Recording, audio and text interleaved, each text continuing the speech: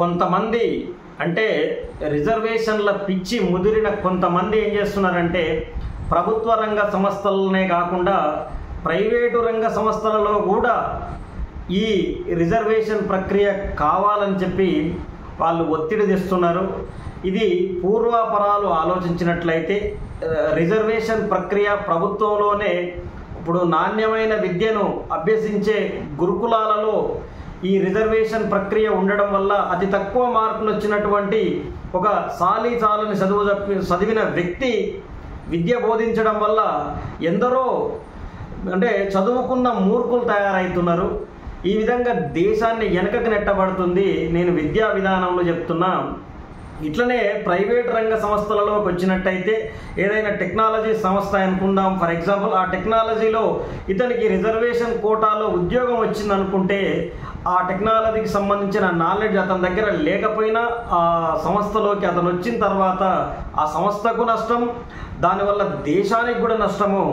ఎందుకంటే రిజర్వేషన్ ప్రక్రియ ముఖ్యంగా టీచర్లలో ఉండడం వలన సాధారణ చదువు చదివిన వ్యక్తికి రిజర్వేషన్ కల్పించడం వల్ల అతని మిడిమిడి జ్ఞానంతో విద్యార్థులకు బోధించడం వల్ల ఆ విద్య అనేది అర్ధరహితంగా మూర్ఖపు సమాజంగా చదువుకున్నా కానీ చదువు రాని మూర్ఖుల్లాగా సమాజం తయారైంది. చాలా వరకు చాలా తక్కువ మంది మాత్రమే విద్యను అభ్యసించిన వాళ్ళలో ఉన్నత స్థానాలకు చేరుకుంటే ఎక్కువ మంది రోడ్ల మీద తిరిగే దుస్థితి పట్టిందంటే ఈ రిజర్వేషన్ల ప్రక్రియ.